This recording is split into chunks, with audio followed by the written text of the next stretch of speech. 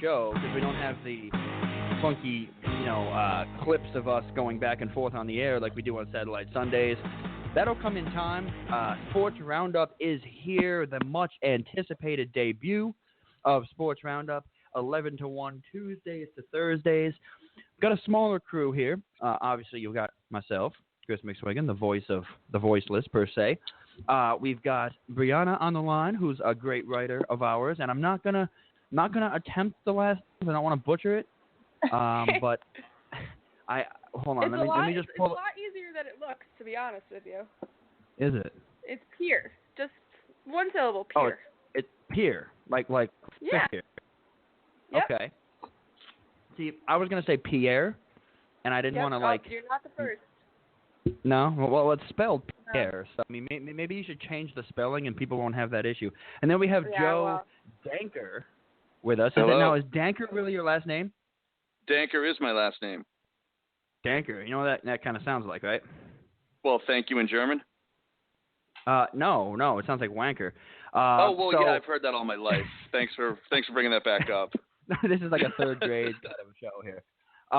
No, so for those of you who may not know, who may not be familiar, you're used to hearing me on your good old car stereo airwaves here at the FM in the Albany, New York area. Now you're hearing us again, but you're hearing us through Overtime.news.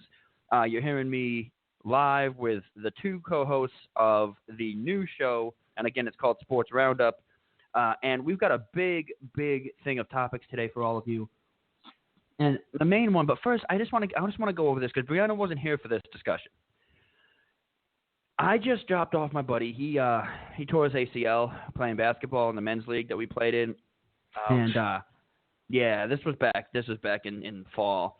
And obviously, as you know, we played together in college and stuff. So he was, he's kind of upset about it, but he's getting better now. He's doing better. And I dropped him off at physical therapy because he's still having trouble driving because blah blah blah. And after this, he has a business lunch. After this. And he's like, yo, can you come get me at like 11:15, bring me to business lunch? I'm like, no, I'm going to be on air doing my show. And I was just thinking, between brunch on Sunday and business lunches, what, why are these things? Are these things, am I 10 years late on these things? Like, am I the only one who doesn't go to brunch and No. business lunches? Like, what? Yeah, no, that is a little, I was in the business world for 18 years leading up to, in business lunches, no, they weren't really all that much of a thing. You'd have lunch, but, you just kind of, it was more of a casual thing. You go out with your boss for lunch or well, yeah, he's whatever, got jeans he's got jeans and his, company jacket thing on. He's not wearing like a suit and tie, but I mean, but it's like, am I late on this? Does the media business not have business lunches? I've never been invited to a radio lunch. It hasn't happened. I mean, they don't treat us to anything. They barely even pay for, they barely even pay us, much less give us lunches. Well, yeah, but I'm sorry. The operations manager is going to kill me for that. But what? I think radio is notorious for being a low-paid industry in the first place, and then to splurge on something like a business radio lunch seems maybe like it's not in the budget for radio in general. Maybe that's what it is. It is, but it's not. I mean, you look at Skip Bayless getting $5 million to go to ESPN. To leave ESPN. It's one of those things, and I tell people this all the time. When I went to the Connecticut School of Broadcasting, it's a ladder rung business.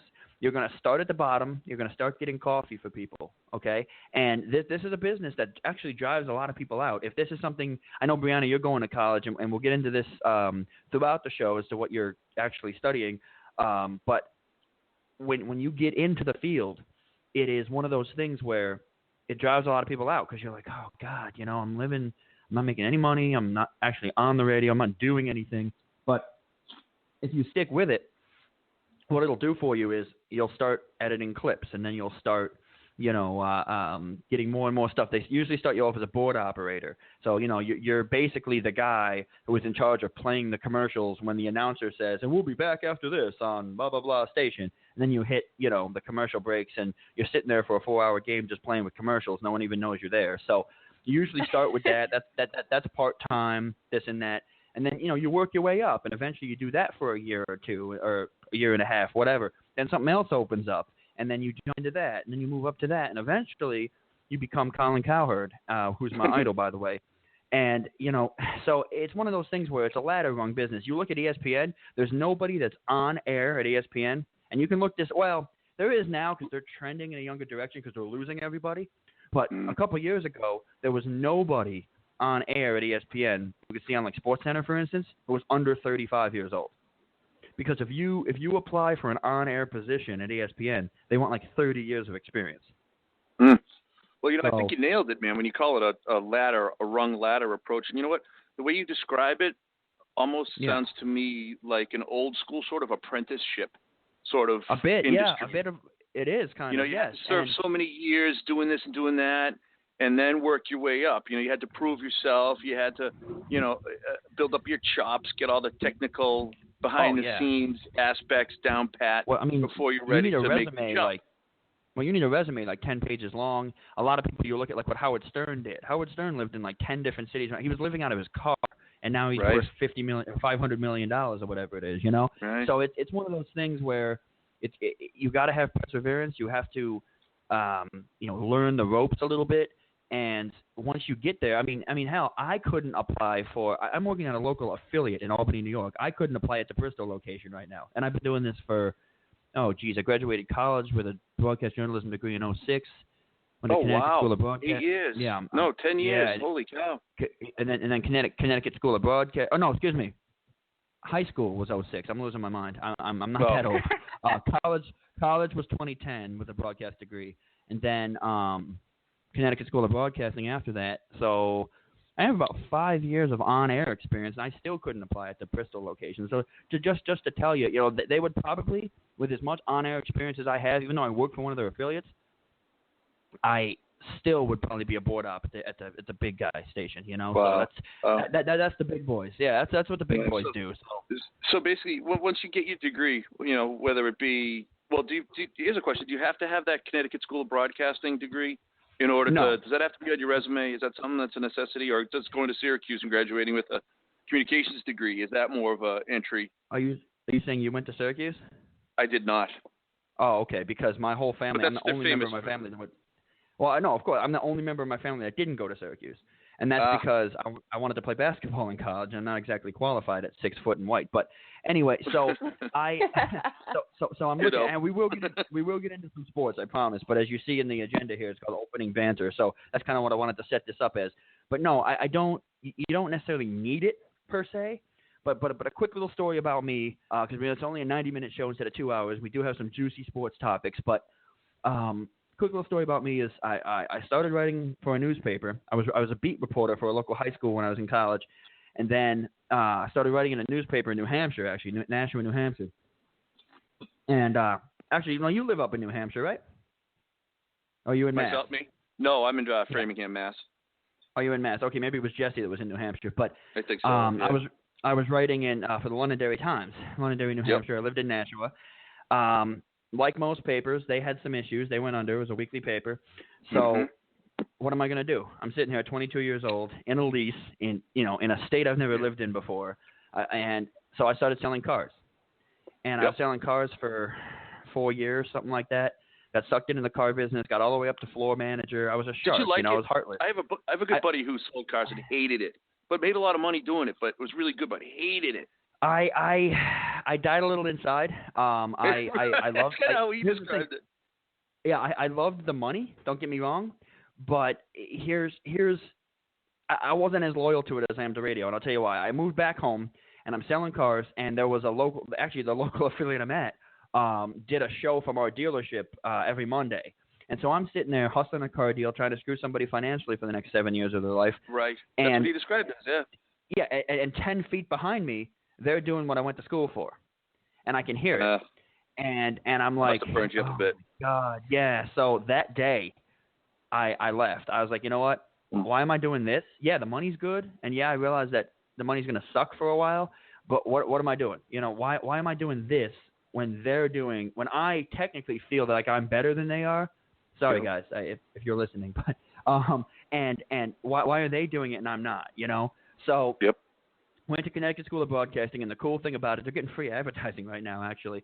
But the cool thing about it is that they are you learn from business industry professionals. Like when you go, like Brianna, for instance, your professors at school, they went to school and got their PhD and got their doctorate to become professors to teach you out of a book. Okay, they became professors to teach you that.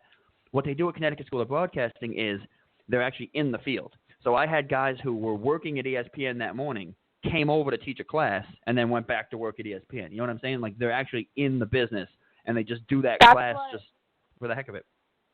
That's what I'm transferring to Sacred Heart in the fall, and that's what their communications program just got completely rebuilt, brand new building and everything, and that's what a lot of the professors are doing. They're coming up from NBC Sports in Stamford.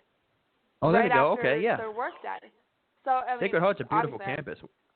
Oh my God, I know. I'm so excited about that. But just the where fact you at that now? It's not just. I'm at Western Connecticut. That's not in Newington, is it? No, that's Central Connecticut. It's in Newington.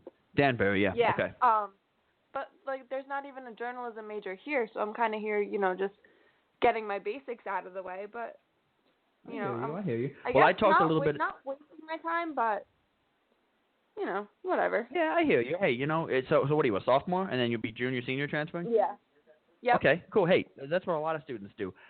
We do have to get into some sports, though. Hour 17 left to go here on if you're listening to Overtime.News on the internet, it's a commercial-free, but obviously if you're listening here, it'll be a commercial show. But looking at the NBA here, we promised you we will get into some sports. We'll talk a little bit more about degrees and stuff in the closing banter, but the Eastern Conference, guys, it gets dogged on a lot.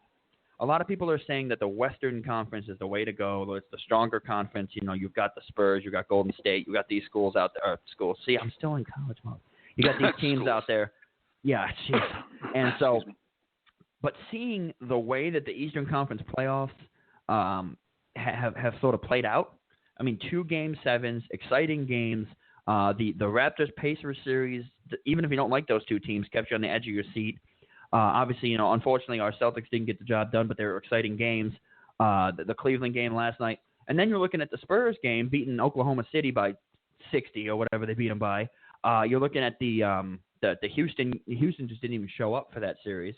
And you're looking at, there's a lot of blowouts in the Western Conference. So I'm sitting here thinking, maybe the East is actually deeper than the West. I mean, maybe the West is a little bit more top-heavy. The West has better teams, better first 3, perhaps. But maybe the East is a little bit stronger all the way through, those middle-of-the-road teams. And I'll let you guys debate it. We'll let ladies go first. I know you root for an Eastern Conference team, but Brianna, do you think that perhaps the Eastern Conference is more built to last, and perhaps things are maybe trending to the competitiveness of the NBA to the East instead of to the West, and maybe we should be talking more about the Eastern Conference? Yeah, actually. I think when people talk about the West, the only really teams that pop into your mind as of right now, and maybe for the past couple of years, have been OKC, San Antonio, and then now Golden State. But, I mean, other than that, the Lakers suck, and we've seen that this season. The Clippers are a dumpster fire. Yeah, the Clippers are a dumpster fire. They can't get their act together. But I'm looking at the Western Conference. Dallas is meh. I mean, I'm looking at some of these teams, and it's like, yeah, okay, I understand. You got Golden State's great, but who else? You got Golden State, San Antonio, but you've got like 5 or 6 teams that could potentially come. Well, not anymore because they've narrowed it down, but could potentially come out of the East.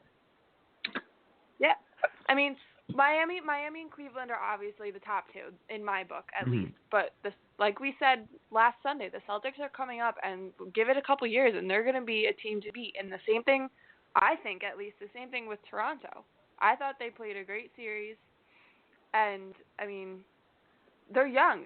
The thing about the East is that they're mainly a young division, and give it maybe a year, 2 years, and they're going to give the West a run for their money when it comes to the finals, and it's not going to be, the Western teams are just going to kick everybody's asses as soon as they meet them. I honestly think that the East can become that conference where you think, okay, well, who really can beat each other? Who really can stop each other? Because it's so deep and they're so good that you never really know.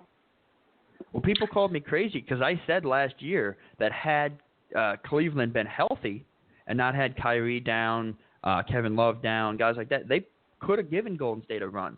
I mean, those games were close. They were competitive. and everyone's like, oh, no, Golden State would have beat them regardless. Maybe they would have, but the games would have been a little closer, But Joe, what is the Eastern Conference? I mean, does Brianna have a point here, or is the West still the cream of the crop? The West is still the cream of the crop.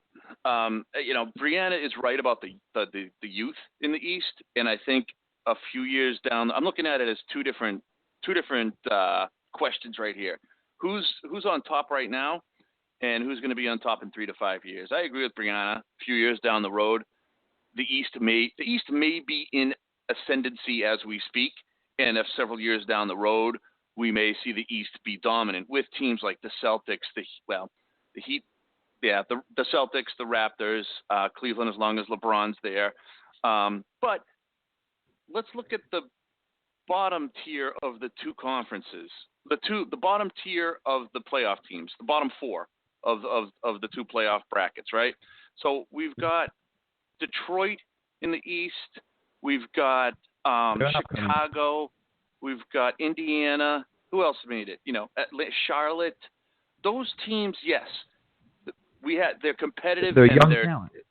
They're young talent, and what you saw in the playoffs with the Game 7s and the really competitive, hard-fought games and series, I don't think is necessarily a reflection or an indication that the East is better than the West.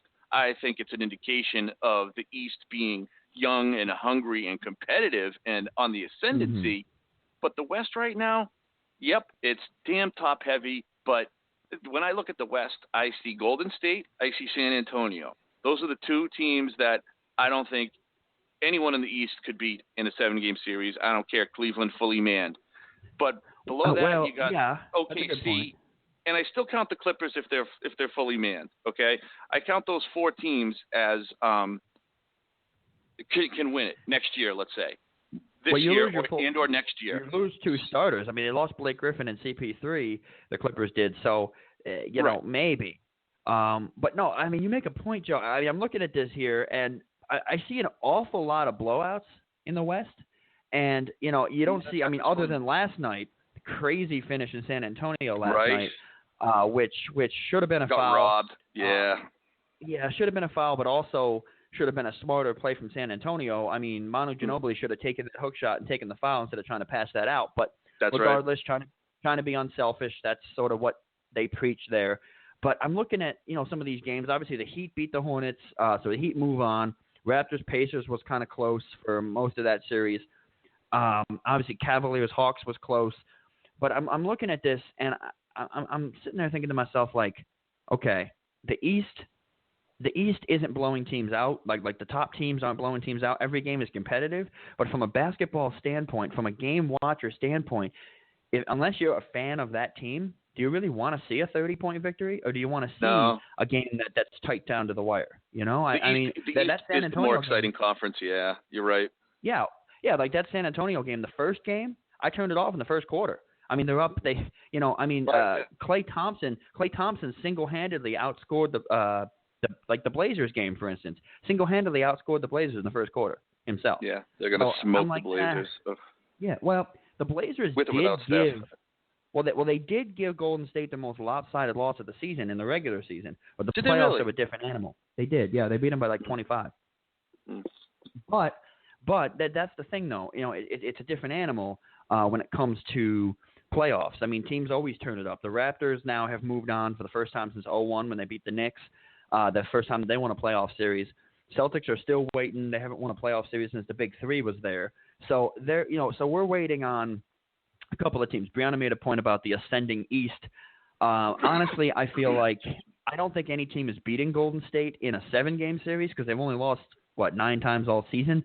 So I mean, do you really think that the team is going to beat them 4 times out of 7? But you never know. I mean, the Spurs are built to do it. I don't think that's. Well, yeah. What were you saying? You think the Spurs? What do you think? Spurs, Golden State in the West Finals. You taking Golden State? Yeah.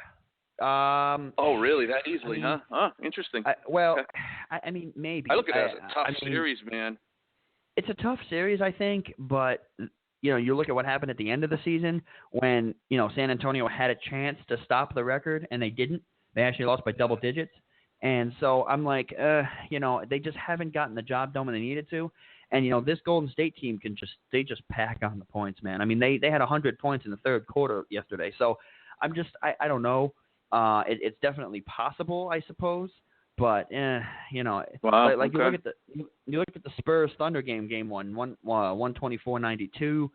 Then yesterday they had their close game. But the Trailblazers Warriors, the 118-106 game was that's false advertising. Golden State was actually up for more than that for a majority of that game. The Blazers, I like the team, but they're one guy. They're Damian Lillard. That's it. So they're basically a one-man team. Golden State just put it this way: Golden State has Harrison Barnes, right, number 1 overall recruit going into UNC, All-American.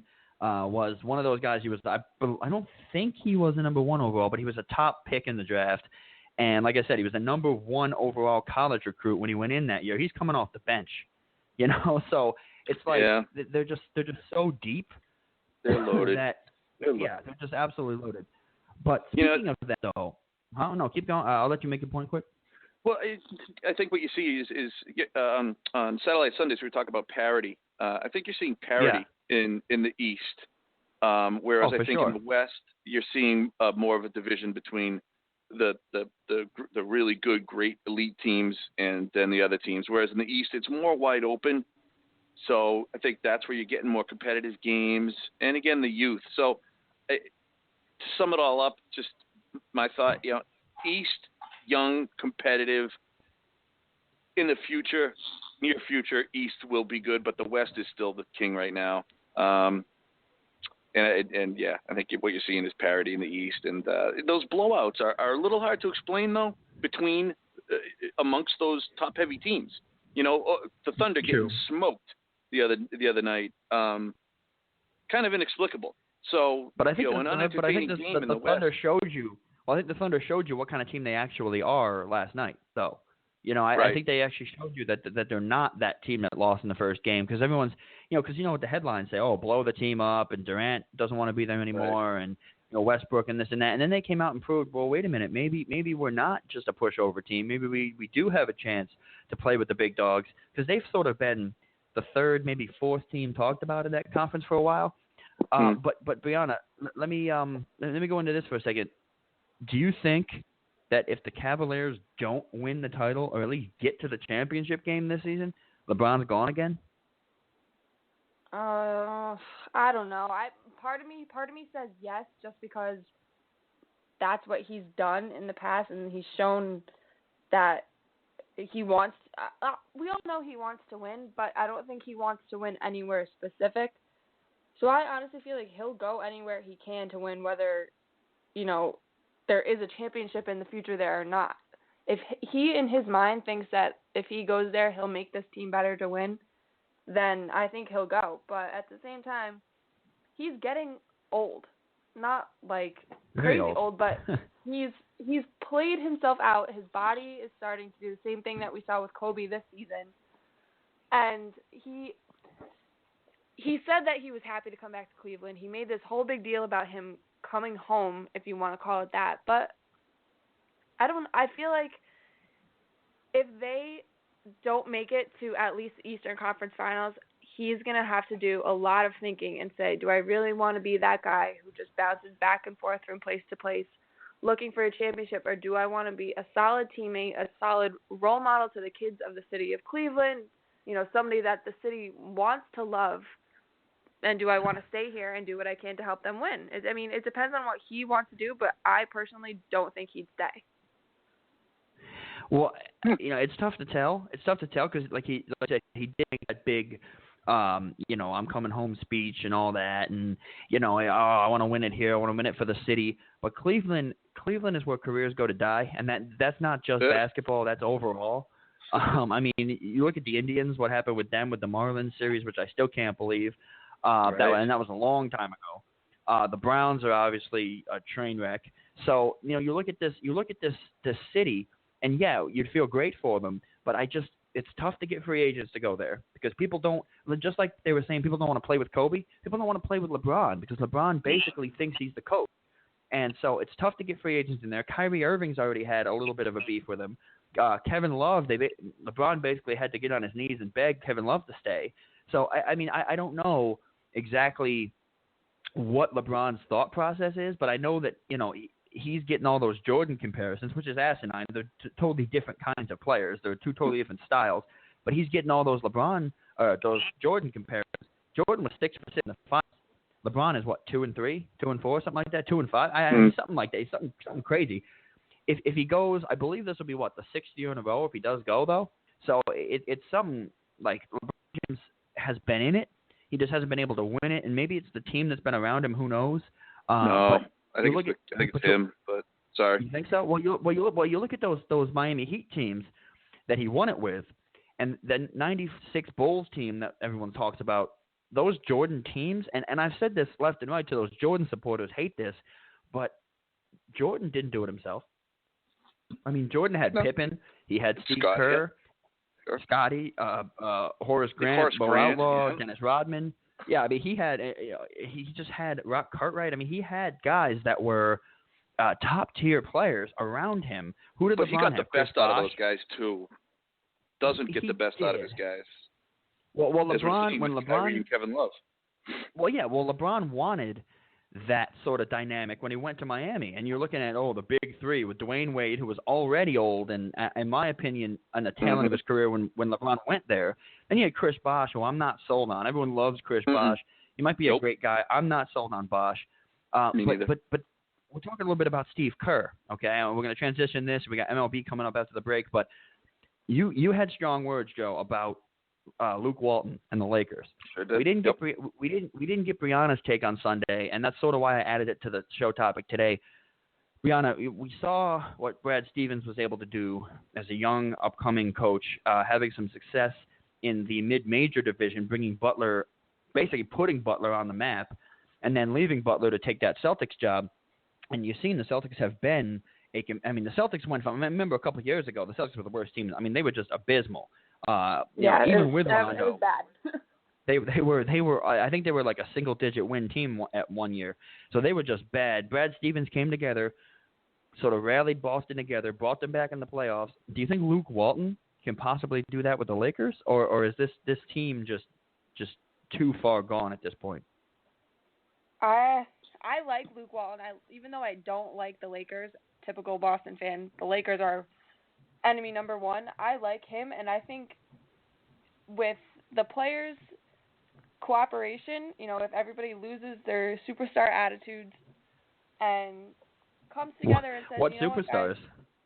Well, exactly. They're not superstars, but they have the attitudes that they are because they're getting paid to play. Well, I think because he's young as well. Even though he's retired, he's still, 30, 39, something like that? 6. Luke Walton. Walton, 36. Walton, yeah, 36. Brad Stevens is 39. So he's still, I knew one of them was 39. He's still on the younger side, so he can, connect with these guys and understand why they're playing the way they are and how to maybe get them to mesh better as a unit. And I think that's what Brad Stevens has done up in Boston, because once he got there, I think he kind of was the one who told Rondo that, you know what, we're not taking any more of your crap, because Rondo did have an attitude, and it was obvious to see after the big three left. And I think the only reason why you really didn't see it as much with the big three there is because they kind of kept him in line. And then they shipped him out. But Rondo was kind of a jerk, though. That's what I've heard. Yeah. He is. No, you could tell. You could tell once it was just him. Once everybody left and once it was just Rondo, you could tell that he was not the guy that you thought he was when Paul Pierce and Ray Allen and Kevin Garnett were still there. But do you think we see a Phil Jackson return? Oh, God, no. Oh, no, I don't think so. I hope not, because that means he'll get good. Well, maybe. I mean, Luke Walton said, "I'm not running the triangle. I'm not doing this. I'm not,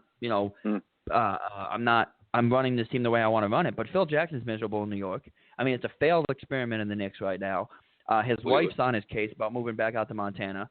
Kupchak and Buss and all of them want that team to be back up top again. I wouldn't be surprised if they just clean house and throw a whole boatload of money at Jackson to come back. which not even to coach, just to run it like he's running the Knicks. But again, look what he did with the Knicks. And the Knicks, in my opinion, have more talent right now than the Lakers do. So, so who knows? Jackson's stubborn. He wants that triangle offense. We'll get into some picks and things of who we think is going to win in the next round. But we got some MLB coming up. It's Satellite. Well, I'm on Satellite Sundays. Good Lord. It's Sports Roundup, which is a new show, which some people may not be familiar with. Brianna's here. Joe's here. Pierre and Danker and McSwiggan, we will be back. We're listening to MLB after this. So the MLB, it's dire straits in New York right now. We talked a little bit about, you guys are Red Sox fans. I, living in New York now, am obviously a Yankee fan. That's unfortunate for this season. What is going on with the New York Yankees right now? I mean, this team is on pace to win 60 games. This is not the Yankee team of old. And I'll go back and I'll watch clips. And I'll watch clips of the old Yankee Stadium back when somebody who wore a Red Sox, they used to have the bleachers right on the field. and I don't know if you've been to the old Yankee Stadium, but anybody who wore, and Brianna wasn't even really old enough to know what sports was when the old Yankee Stadium was really popping, but the old Yankee Stadium, the bleachers right on the field, if you wore Boston stuff, you got harassed. I mean, you weren't physically assaulted, but they used to chant at you. They used to say things. They used to, they used to sell the Buck Foston T-shirts, which I thought was kind of funny. And it used to be a big, they did. It used to be a big rivalry. It was really kind of a one-sided rivalry until the Red Sox started to win. I think that 0-3 down game when they came back in 0-4 really sort of put the rivalry more on the map. But you're looking at this Yankees team. That 98 Yankees team was probably the best team in history. And then, 99, great. They started making the playoffs again in 2000, but losing in the first round. They lost in 0-1, I believe, to the Marlins, 0-3 to the Diamondbacks. They started losing in World Series games. Then they didn't do anything until 2009 when they beat the Phillies. Now this Yankee team, looking at them, I think I got to look at the stats, but I think it's the least amount of team in the league. But what is going on? I know you're a Red Sox fan, so you probably don't really follow the Yankees or don't like the Yankees. What is going on with this Yankee team right now at 8-15 or whatever they are? Let me tell you, Chris, a couple of things. One, back at the old Yankee Stadium, I was one of those Red Sox fans wearing a Red Sox cap up in, I don't know what section, somewhere high up along the third base line, and I got tormented verbally. All I heard from this one guy for about 6 innings until they kicked him out was 1918, over and over and over again. He just chanted 1918 at me and my buddies for inning upon inning. So that was back. That must have been in the that was in the mid to late 90s when the Yankees were in their dynasty and the Red Sox were still hadn't won one. So obviously with the 1918 chant. But the current version of the Yankees, I think I posted about it yesterday, and us being Red Sox fans, Brianna and myself, we saw the Yankees here for 3 games over the weekend. So we've got, at least for the early part of the season, that's what we're talking about, we've got a snapshot of what these Yankees are. And if you read my post yesterday, I indicate that what's that? I did check that. It was well written. Thank you. It's age. They are a bloated corpse right now, man. This is what you're seeing from a few years of bringing in high-priced talent that's not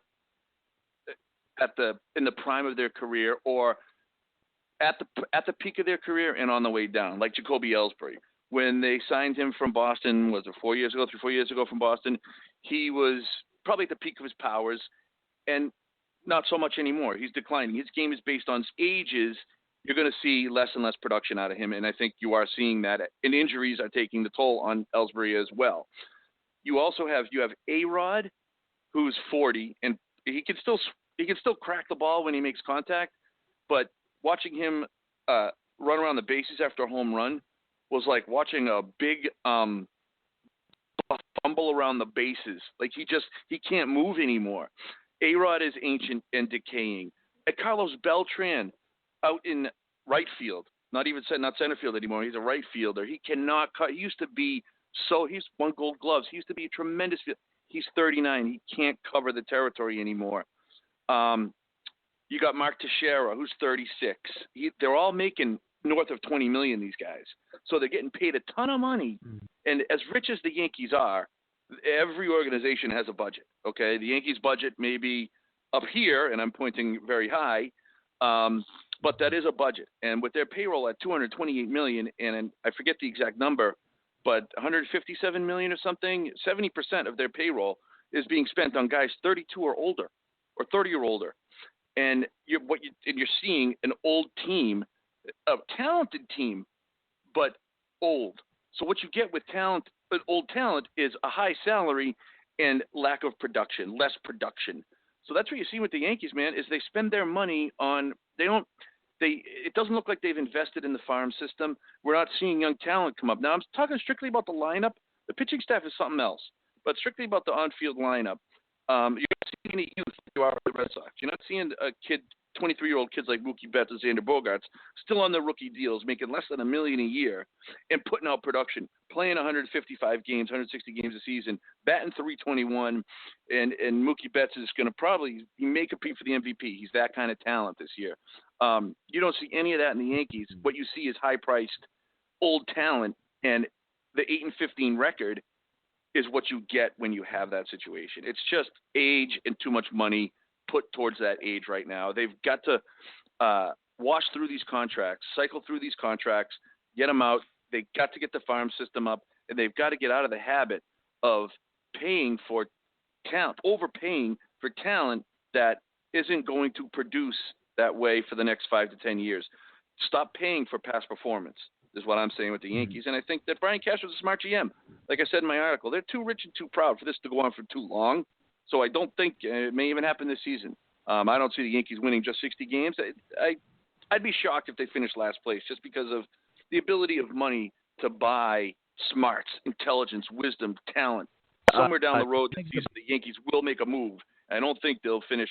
They'll be better. They won't be this bad. But what you're seeing right now is accumulation of everything I just said.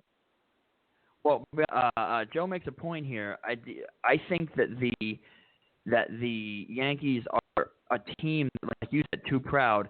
They don't want to rebuild. The Yankees believe in rebuilding. You see a lot of these teams that are young talent. They call up their farm system players, and they do a couple of rebuilding years.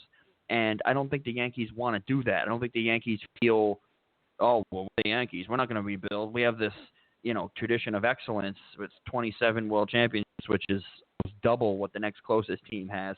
So, I don't know exactly what it is. I just know that something has to happen. The Red Sox have recently taken first place, and so the Yankees are now sitting at 8-15. They're 5-7 at home, 3-8 on the road, 3-7 in their last 10. And you look at the Red Sox, are totally different. They're 8-7 at home, 7-3 on the road, 8-2 in their last 10. So and a lot of people came thinking, well, Kung Fu Panda and the Red Sox and again. This is a Red Sox team that's poised to go. But Brianna, do you think Joe has a point here? Or what's going on with this New York team? And yes, I'm going to make Red Sox fans talk about New York. It happens. I agree. I think they're too proud to admit that things are not going as well as they should be and as they have been over the years. And I don't really think that they want to rebuild. I think that they have everything they need here. They just need time to work at it, which really isn't the case. I mean, you've seen the Red Sox last year was horrible, to say the least. But they, did what they had to do to make sure that this season would not be the same. And I wouldn't call it a rebuilding year, but it was a working year. I mean, there's a kid from my hometown pitching up there right now, which is something unreal. Never down in Bethel, Matt Barnes. He's from my town. Bethel, okay, Connecticut. Yeah. Yeah, okay. I didn't know if you were Connecticut, Mass. I didn't know where you exactly lived, but okay. No, down in Connecticut. But the thing is I'm so close to the New York border that all I have here is Yankee fans. And all I hear, no matter where I go, is about, oh, well, the Yanks got to do this, the Yanks got to do that. And I'm thinking, what can I do? I'm a girl who can't say anything to these old guys because what'll they do? And I'm a girl who's a Red Sox fan. So that just makes it 10 times worse for me. Yeah, that's a tough barroom conversation to have, yeah. And I think to myself, I was like, okay, well, they really don't need to do that. What they need to do is they need to bring in some young kids who are ready to work and ready to be proud to be Yankees. And as much as this hurts me to say, be a Yankee and know what it means to be a Yankee, know what it means to be a good team that ran the league for however many years. I mean, my dad told me 30 stories. years or so. I was born in 96, and he told me Oh, stories Jesus. about how great, those seasons were after that. The late 90s, he said that they were great, that, that team worked Best team so well ever. together. And 125 and 59 in 98. Great teams, model teams, fantastic teams. And they were built from their farm systems, FYI. Exactly. But I think the old man would have had heads rolling a long time ago. Mm-hmm. I don't think that he would have allowed it to get to this point. But real quick, and I do have something special to play for you guys. Instead of going on commercial break, I do have a special thing to play since the Red Sox took first place. And I'm probably going to get a lot of crap for this tomorrow when I walk in the office because it's a very Boston-oriented song. And I think it's funny that Brianna talks about Connecticut. Connecticut's like split in half. You go north of Hartford, it's all Boston sports. You go south of Hartford, and a lot of it is New York stuff. But it's all New York stuff down here. All New York. I'm sorry for you, Brianna. I'm so sorry. Now, do you think baseball's boring? Put it this way. Baseball's a 5-hour game, okay? We've seen in this country sex sells. Now, no offense, Brianna, but, everyone talks about the Dallas Cowboys cheerleaders, okay? Right. People get the cheerleader calendars. You go to any dorm room in the country, and they're going to have some sort of a male dorm room anyway. Going to have, some sort of a Sports Illustrated swimsuit edition model, or they're going to have, the cheerleaders of a certain team, or they're going to have this and that. Do you think baseball should put something in like cheerleaders or beer girls or something to get sort of those ratings back and get people there? Because I'm watching is it me or is every baseball game other than Fenway, which I'll give you guys credit, you pack that place, but every baseball game I watch on TV, I count more empty seats than I do heads in the stadium. Dude, I was watching I think Pittsburgh, Chicago yesterday. There was no one in the stands in Pittsburgh. Yeah. I couldn't believe it. They're a good team. They've been competitive now. There's no one coming out. Well, they're second place right now, but yeah, they're a playoff team. And so, I mean, I don't know if maybe they should bring beer girls or have the vendors be, women in short, V-cut things and, whatever, or what they should do. Or maybe, how sometimes Kansas City last year had those girls that were on top of the bullpen that were dancing and stuff. Do that or something on television.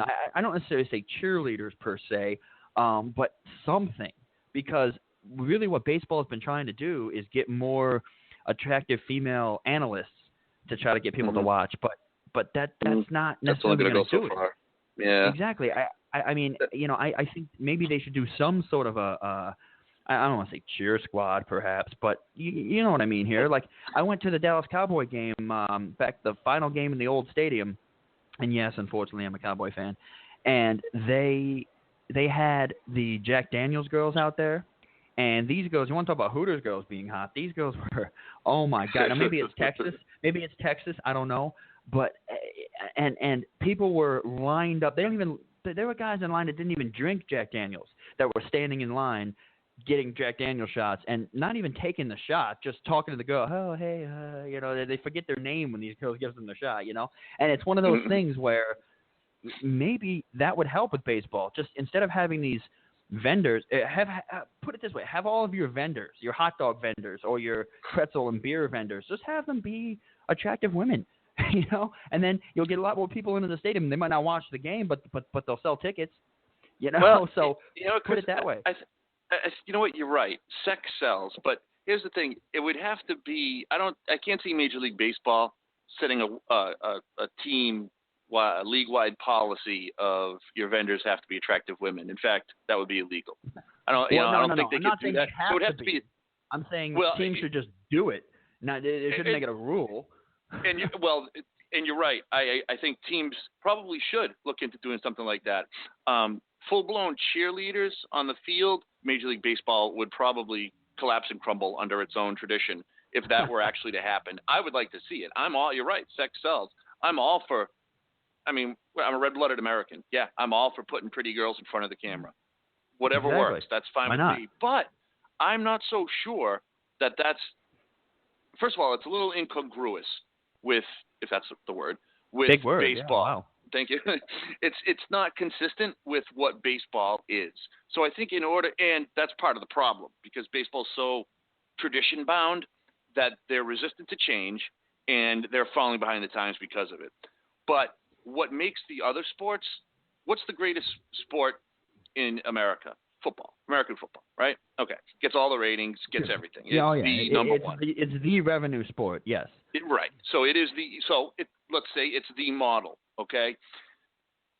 So what about the NFL? What about that game? What about that sport? What about that presentation or that production keeps the viewer involved? I believe it's the fast pace. Now, yeah, people complain about football, how it's broken up every, 30 seconds, new play. No, it's a fast-paced, exciting game, okay? NBA, exciting game. People bitch about how, you don't really have to tune in until the end of the fourth quarter. Now, if you're a basketball fan, if you like sports and you watch basketball, that's great athletes playing a sport at the highest level. It's entertainment from the first tip-off, okay? Hockey, that's another matter altogether, but that's a exciting-ass sport as well.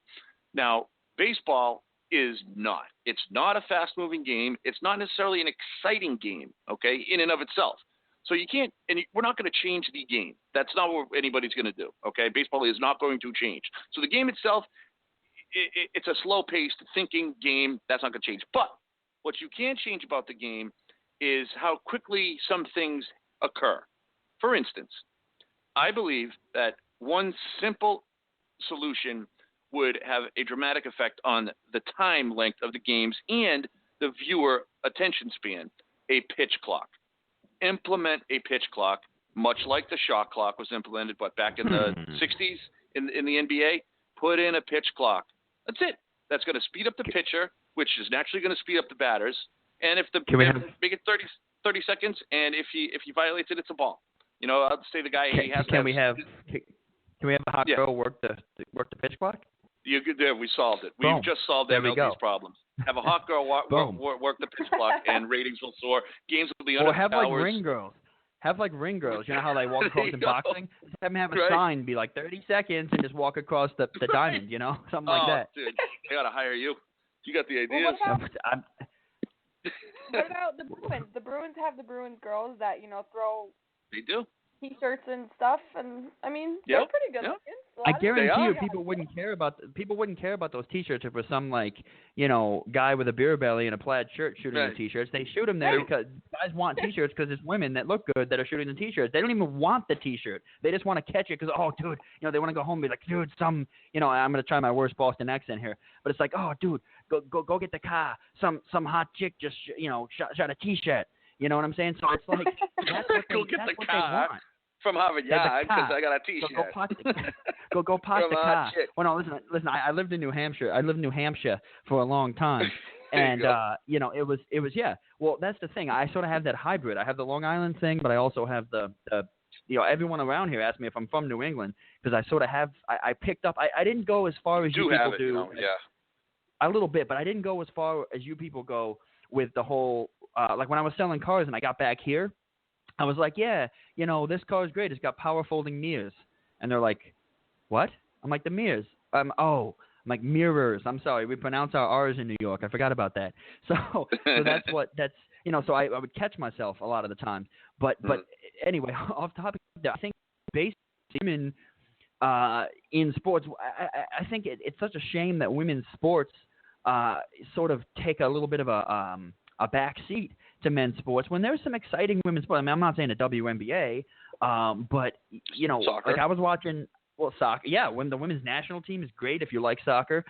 Yesterday I was sitting on my couch watching women's softball. Yeah, and that's now why is women's softball so much more exciting than an MLB game? And it's not. It's not because the women are good looking. A lot of them are, and but it's not that. It's just a faster. Like maybe you have a point. It's a faster paced game. It is. It's they're flying all over the field. They're making crazy diving catches. They're hustling. They're doing all this. I would rather watch a women's college softball game than I would right now watch a Yankee game. Partially because they suck, but also because it's just a slow. I have to take 4.5 hours out of my day to watch a baseball game. Really? A women's college softball game's over in 2 hours. I can watch it like a football game. And there's 162 of them. You know what I mean? Yeah. Like that's a lot of time investment if you're going to be a baseball fan. So something's got to change. You're right. It's crazy, but and that's why I'm sort of thinking, sex sells. Do something. Have something happen. Even if you had, I know some teams have ball girls, that sit there. I think a cheerleader would be dangerous in a baseball field. Foul balls, you hit a girl in the head, something that wouldn't be cool. But even the ball girls, have them, something. They don't have to be wearing anything. pants in a uniform. Is that what you're telling me? Because the ball girls may be pretty, but it's hard to tell because they're in uniform. And this is an awkward conversation to have Brianna on the line, but I think she can handle it. I think that it's one of those things where put them in. I'm not saying put them in a bikini, but put them in shorts, practice shorts or something. Put them in something or a V-cut shirt or anything to and then have the camera go to them every foul ball or something, or have the every time they throw it back to the pitcher, just show it. You'll get these old guys. Oh, look at this, because yes, baseball's a traditional game. It's the American pastime, blah blah blah.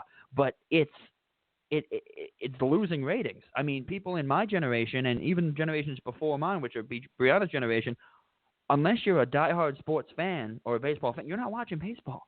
You're waiting for football season. You're waiting for hockey. You're waiting for basketball. Baseball's got the lowest ratings of any major American sport, and that's TV watching wise. And they've been trying to change the game a little bit. They've been trying to have a little bit more swag in baseball. You look at what Bryce Harper's doing and things like that. So it's possible, but why not? I mean, give it a shot. It's 2016. People want. I mean, we're in the Vine, Instagram, era. Why not put advertisements for games up there? Why not have instead of showing?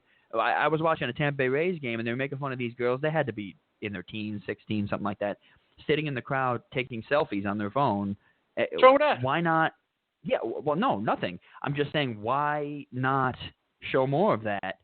Right. But when there's two girls sitting there in an empty section taking selfies, obviously bored with the game, why not? Right. Why not have selfie girls? Why not have girls that let's say the Yankees probably wouldn't do this because the Yankees are about tradition and blah, blah, blah. But why not have, selfie girls? So be like, Yankee Stadium, and they take a selfie, and then the Yankees put it up on their website, and they've got, a low-cut Yankee jersey on, the one that's made for women, and they take a photo, and, they take the selfie, and they put it up on the website. Hey, come support the Yankees. We'll be here. We'll, be like, hey, we'll be here. Will you? That kind of a thing. And right.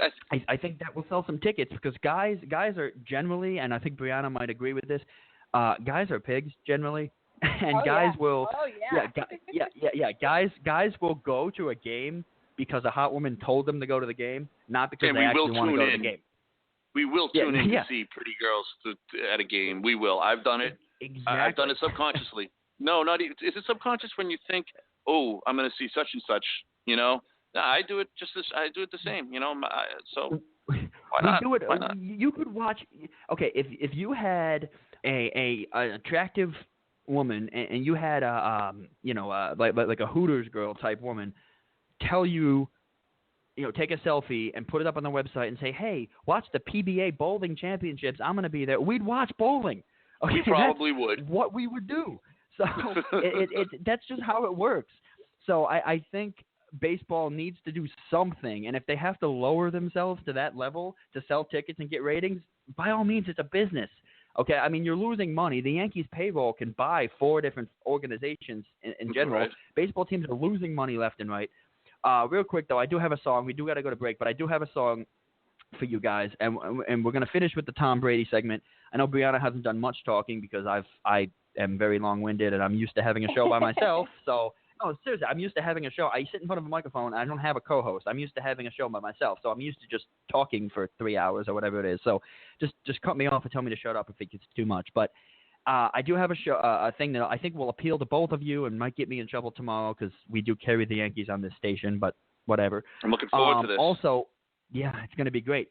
And we're going to finish with the Tom Brady discussion because I know Brianna was sick over it. I know you were upset over it. I think the entire 5 states of New England were upset over it. We'll get to that in 1 second. First, just want to say call Teller's Mattress. I'm surprised I'm awake today because I have my Teller's Mattress. Great beds, lowest prices, warehouse prices for certified 5-star beds. Again, it is Alan Teller, Teller's Mattress. Call 518-880-BEDS. It's the best thing you're going to spend, the best money you're going to spend in a long time. Make sure you know that. Yes, Alan, that's free advertising for you there, buddy. We've got MLB coming. Oh, excuse me, we just finished MLB. Real quick, let me ask you, though. Harper for MVP this year? Brianna? He'll be up there. I don't know if he'll win it, but I think he'll be one of the nominees. Joe, MVP? Bryce Harper? Absolutely has a chance. Yeah, I looked at his WAR. It's only 1.2 right now, but I don't expect that to last. So he finished with 9.9 last season, which was top in the league, and, of course, he was the MVP in the NL last year. So, yeah, Bryce Harper's 23 years old, and this dude is mega talented, and he's much more of a outspoken, hopefully, future face of MLB than, let's say, a Mike Trout. So, yeah, I'm a big Bryce Harper fan. I like what he brings to the table on and off the field. Brianna, you were making a point. Let me cut you off. I'm sorry about that. Sorry about that. He's another thing with the whole sex sells thing. I mean, I know I don't like the Nationals, but I'd watch a Nationals game just to watch him play. He's a good-looking guy. There you go, right? I mean, why do you watch a movie? Like, well, honestly, I would watch a movie because Megan Fox was in it, or actually, you know who I like? Mila Kunis. And I'm like, I watch Family Guy. That's my favorite show because I'm like, oh, Mila Kunis, there's something about her voice. That's just what it is. Same thing with the other way with women. You know, Leonardo DiCaprio movie. You know why women watch Titanic. Do they really like the story? No, they like Leonardo DiCaprio. That's why. I mean, that's why women drag their boyfriends and make them sit through a 4.5-hour movie about a ship sinking because they want to watch Leonardo DiCaprio. That's what it is. So, and you can't tell me otherwise. All right, so we've got Tom Brady coming up after the break, and this is a very New England-heavy song. It's about 4 minutes, which is a general commercial break time. My buddies, the SSP, the Super Secret Project, they're from Manchester, New Hampshire, and they are a hip-hop group in Manchester, New Hampshire, very, very prideful, and it's called Titletown. It's about Boston. Check it out. If I don't have a job tomorrow, I'm sorry. Here we go. Ladies and gentlemen, boys and girls, the Super Secret Project proudly presents Titletown.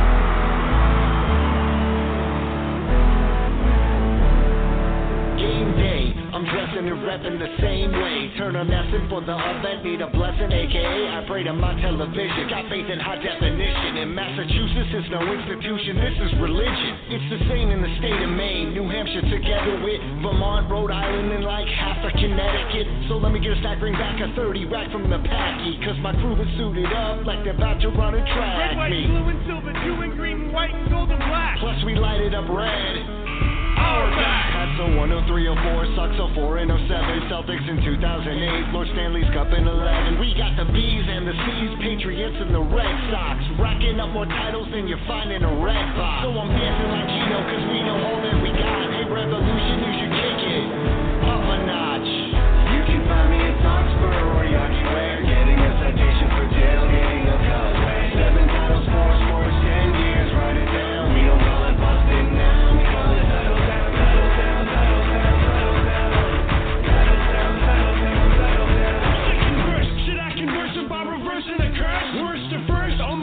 For president shirt, the big three, the big ticket, the truth, Jesus Shuttlesworth, dirty water on Vancouver ice for what it's worth. We fly like a bird and Bobby, oh I get it. Well, so does my son Brady, so does my son Beckett. I'm up in the bleachers, my peeps wish they were all there. Got my hands in the air like fists waving the ball fair. Hey, stop the song. You're on the Jumbotron, dude. Check it out. Caskin flag and green dragon, game on in the force pub. Boston Bar, School Sports, EEI in the sports hub. We got parades for days, you can say it with like Macy's. This place is in my heart till I'm departed Scorsese. It's crazy, 3-game deficits are only an obstacle. Could marry Jaime Rodney, cause anything possible. You can find me in Foxborough or Yaki Way. I'm out there when it's freezing, I'm out there in a ring delay. 7 titles, 4 sports, 10 years, write it down. We don't call it Boston now, we call it Titletown.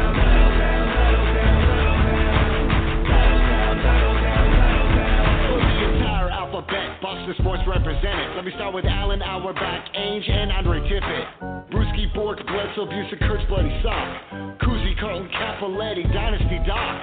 Dennis and Dwight, that's Eckersley and Evans. Spring coated a Fenway equal to 4-07, Kevin. Garnett, Gillette, Grogan, the Garden. Can't forget Tommy Heinsohn. The Idiots, Ice Bowl, Impossible Dream. Jacoby is it's why my mother watches the team. Casey Jones, Bob Kraft, Kenmore stop on the team. Lucci Slaw, Lefty Grove, Lobel on BZ. Every masshole knows most Kevin McHale and Millar. My favorite right wing Cam Neely, favorite shortstop Nomar. Ortiz, Orsillo, Oil Can Boyd, or Pesky Petrocelli, Pedro Pitcher 04. Bill Quackenbush was the defenseman for the Bruins.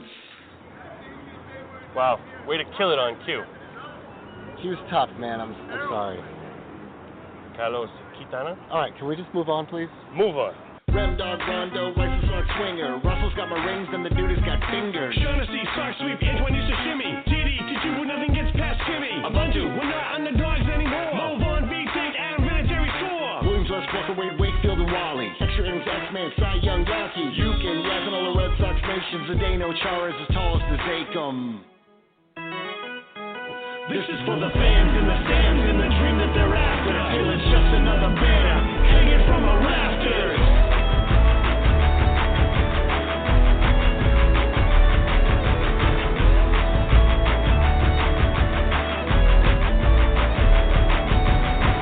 You can find me in Foxborough or Yaki Ranch in Navy, but even though I'm 7 titles, 4 scores, 10 years, write it down. We call it Boston now, we call it title down.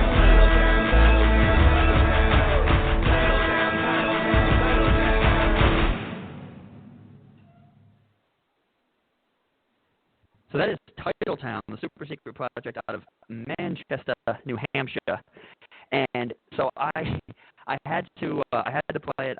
For those of you who are listening up in New York, I do apologize. Very New England heavy theme. That was made in 2012, as you heard. He says Jacoby's the reason my mother watches the team. That's back when Jacoby still played for the Sox, the Sox as you guys call them.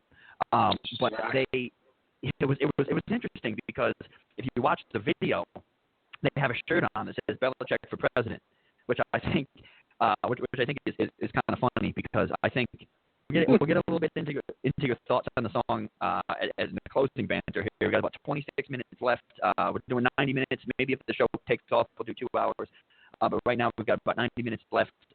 We'll spend about 20 minutes left, 26 minutes left. We'll spend about 20 of it on Tom Brady. We'll talk a little bit about some closing banter, what Brianna does, what she's studying. We'll get to know the co-hosts a little bit. But Brianna, you had mentioned you felt sick regarding Tom Brady and this whole thing that had happened. You were quite angry when the court overruled the decision and gave Roger Goodell what he wanted the whole time, and that is Brady serving his 4-game suspension. Brady has recently hired, I can't remember the dude's names. I don't have the stat thing in front of me. But something Olsen. One of the guys' yeah, names is Olsen. Yeah, that's right. He's hiring a guy that has fought cases like this before and has won. But as of right now, Brady's still serving the 4 games. I don't think so. I think, well, maybe this is me being the biased Patriots fan that I am, but maybe. I don't really think this is going to have an effect on anything.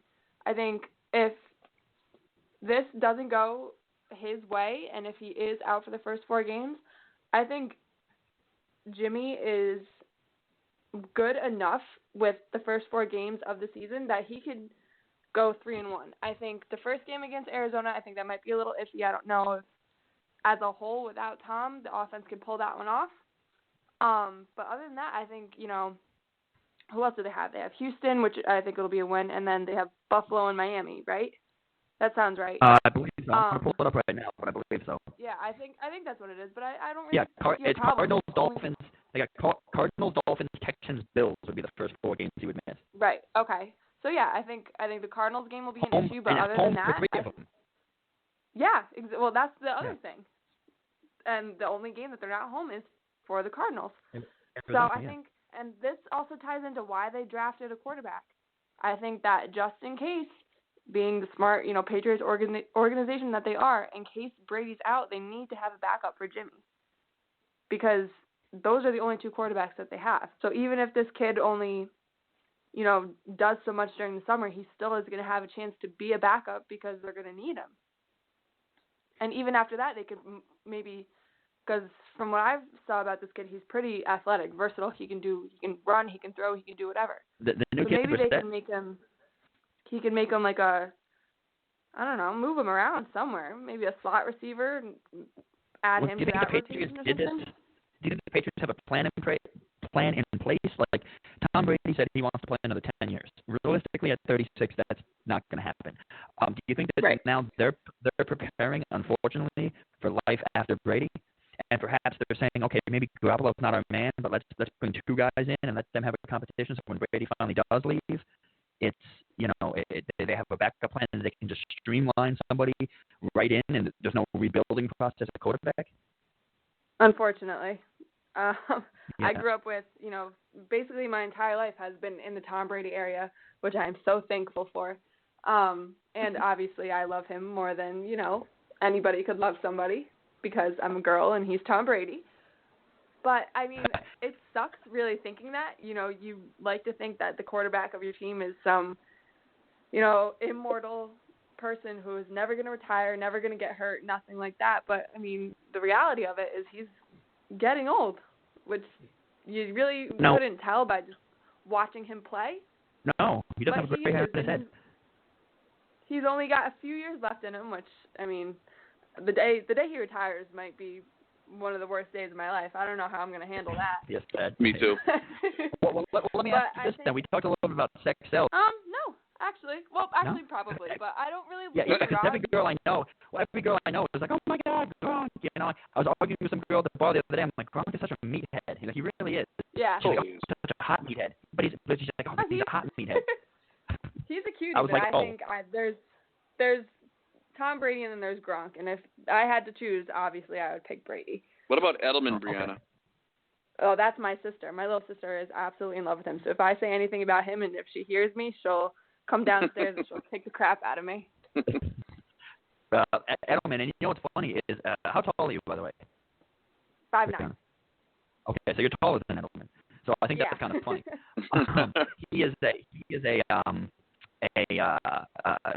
He's a good slot receiver per se. I mean, I don't know if I'm digging the beard, but he's a great slot receiver. The Patriots have a knack of doing this. I mean, Edelman's been in that organization for a long time. They have a knack of taking people. Like, look at what was his name there? Danny Amendola. The man the league forgot, basically. And I'm sorry I missed that. Yeah, well, I think and we'll get back into it on Sunday if we'll have Dustin calling, because Dustin's got some awesome points regarding that. I think Tom Brady, I think it's a safe assessment to say Tom Brady is the greatest system quarterback of all time. Oh my God, Chris! I think it's the system. I think if Tom Brady, no, seriously, if Tom Brady played for the Browns or the Bengals or the Dolphins or any one of these other teams, he'd be good. He's talented enough to be good. I just don't think that Brady would be the immortal Tom Brady that he is today if he wasn't in that Patriots system. Okay. Well, look, he's not a system quarterback. That knock, he was early on, probably through those, well, at least through the first two Lombardis. By 2004, he was starting to spread his wings and really become an offensive force. But to this day and age, Chris, 2007, he threw for 50 touchdowns and 4,800 yards, won a unanimous MVP. 2010, similar. The past 2 years, his play hasn't dropped off whatsoever. His ability as a passer and a quarterback is tremendous, Chris. I think you're kind of selling that short. Now, listen, I'm not saying that he's bad. I'm just saying I think that in that system he became a superstar when I don't know if on pretty much any other team he would have been. That's all I'm saying. Well, and I was about to agree with you to the point that with Belichick and Brady, it's a symbiotic greatness that they both have benefited from each other. Let's put it that way. You'd have to have your head buried in the sand and be blind to think that Tom Brady has not benefited from being with the greatest coach of all time. Okay, that is without a doubt.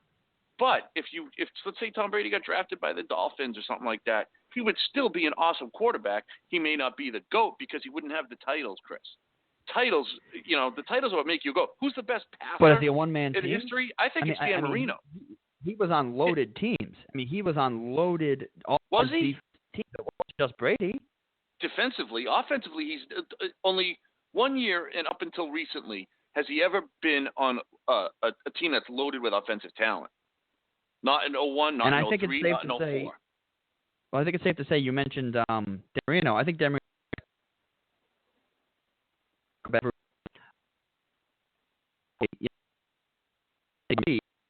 Obviously, Brady's been and more successful than pretty much anybody else.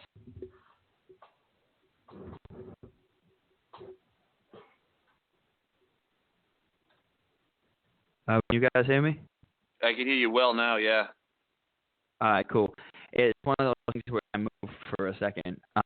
I got all these words and stuff underneath me, and it's the technology. Yes. But one of the things where I understand Brady, greatness personified today. I know Brianna is in love with him. But let me ask you, okay, what do you feel the state of the New England Patriots will be once Brady is fully gone? Do you think that the Patriots remain successful because of the system, or do you feel that Tom Brady, teaches this guy well enough, or that he's streamlined into the process and is, ready to go, basically, just like we saw when Matt Castle came in and led him to 11-5 thing because he learned under Brady for a couple. Do you think it'll be something like that, or will they be basically to Cordero? No, they'll still be successful, I think. I think it's the same thing, like you said, with the whole when Brady got hurt and Matt Castle had to play that season. Whoever the backup is going to be once he's gone, well, not the backup, I guess whoever the starter is going to be once he's gone is going to be worked so well into the offense, because I go to training camp every year, with my dad, and we kind of watch how they work with the backups, and they do enough with them so they get the real feel of the game. And even any quarterback who studies under Brady is going to do well. I mean, even better than if they're, somewhere, not to say that the Giants suck, but somewhere, well, they do. But, the Giants suck. Okay. Yeah, they sure did last year. If they were under Eli, like it's just two different worlds, I guess you could say. But once Brady's done and over with, I still think the Patriots are just going to be one of those teams where they're never going to not be successful, because it's the Patriot way. Winning is the Patriot way. And being successful and being that all-around good team is just what they know, and it's what they know how to do. So, Brianna, would you say then? Well, no, let you make your point, and then I stab at Brianna here. Okay. I think as long as Belichick is around, this team will never be 2-14. Brady may go. If Belichick stays, this team will always be competitive and always be in the playoffs for a lot of the reasons Brianna just said. But Belichick is the key, as long as he's the coach. She said that winning is what the Patriots do. Patriot way, winning. She says the Patriots are the way that they carry themselves in the organization, the way that they go about business with that. You say the Patriots are the Yankees, NFL? Nope. Don't think I could ever say that. The Patriots are the Yankees of the NFL? They absolutely are. Yeah. I'm sorry, Brianna, but they definitely are. No, it's okay. I hate to be – no, actually, I don't hate it. You know what? The Yankees fans of the late 90s, early aughts, whatever, they were hated. The Yankees were hated. But you know what? We hated them because they were friggin' awesome, and they won all the time. It's good to be a fan. It's good to be hated when you're on the winning team. I'm loving it. I love it. I don't care. You can throw all the – scoreboard is the bottom line. I'm sorry. You can throw all the shit, all the darts, all the slings and slurs you want at me for being a Patriot fan. You can hate my guts. I don't care. Scoreboard. We win all the time. You hate me because we're good. You hate us because you ain't us. I guess. Well, you know what I think? When you put it that way, I agree. You know what I think is funny is, and I'm gonna post it to the site. I'll send it to you guys as well. As you may or may not know, I'm a play-by-play guy myself. I actually work for a school Worcester, Mass, called Becker College. I don't know if you heard of them. They're out in Worcester, and I do the play-by-play for them. No, it's funny because I went to Hartwick out in Oneonta, they're having budget issues left and right. So funny, my college roommate who played at Hartwick actually got the defensive coordinator job at Becker. And so then I was like, hey, you know what? I'm going to go do the play-by-play for them. And, it's been a tough couple years. They haven't won more than 3 games a season since they've became a team. But this past season, they went 7-3. And they, they were trending upward. And so being a play-by-play, I'll have to give this. I don't know if it is EEI or 98.5 the Sports Hub. I don't know who exactly it is that calls the Patriots games. I don't get the video broadcast of the Patriots up here. But being a play-by-play guy myself, I think you guys can remember this game against the New Orleans Saints. This is a beautiful, beautiful, beautiful play-by-play. Brady's in the gun. Collie and Tompkins left. Brady throws it to the end zone for Kenbrell. Tompkins leaping. He's got it! Touchdown! Patriots! Kenbrell Tompkins! Brady's back! That's your quarterback! Who left the building? Unicorn! Is that the house? Where's the beef? That was amazing. I've heard that right? so many times, Scott Zolak. And I'm sitting there, yes, that was cool. Like, yeah, and I'm sitting there like, that is awesome from a play-by-play standpoint. Like, I can't, and that's one of the reasons why I got into sports was because I used to love those kind of radio. That's why I went radio and not TV. 1, because my eyes suck and I can't read a teleprompter, but 2, because I just, the play-by-play, the excitement of that, you don't even need to see it to understand what happened. And I think that laying that out is a beautiful thing. I remember watching that game. I really thought the Saints were going to come away with it. I actually, in a way, kind of felt bad for the Saints. But, is it me or is it every single freaking time the Patriots are down, they get the ball back, and I'm like, here it is. Brady's going to lead them down the field and score here. And everyone's like, no, Brady's not going to, Patriots are done. I'm like, no, watch. Brady's going to lead them down the field and score. And every single freaking time I'm scratching my head, and I'm like, Tom Brady, did it again. It's freaking just Brady. a system quarterback, Chris. I mean, it's just a system, well, dude. Well, he is a system because, and here's why, because that offense that they have laid out for him is dynamic. I mean, it's the Wes Welker over the middle, the Danny Amendola to the outside, guys like Tompkins before, who was a deep threat. I don't think he's there anymore, but he was a deep threat. They have an offense laid out for the short to intermediate passes, and they just pick you apart. They just pick you apart, sideline to sideline. He picks them apart. Chris, where you're mistaken there is where you say they've laid out the offense for him. No, he's created that offense. It's the same offense that's been in place since 2001. Over the years, he's built that offense. But who puts it in place? The offensive coordinator. The offensive coordinator puts it in place for him to go sideline to sideline, pick them apart, 5 yards here, 8 yards here, 10 yards here, 7 yards. And then after they wear out the defense and bring the safeties up in the box, he goes deep over the top. And, it's just one of those things. Do you think the old coordinator implements a game plan without his assistant old coordinator, Tom Brady, having a lot of input? That system is Tom's, man. The reason wide receivers, rookie wide receivers, free agent wide receivers who've succeeded at other teams come here and have a hard time is because they can't adjust to the offense because it is so complex, and Brady leads that. Brady is at the forefront of that offense. Brady's out there barking at the receivers when they don't pick the right route. It's Brady's offense. It's not the system. It's Brady's offense.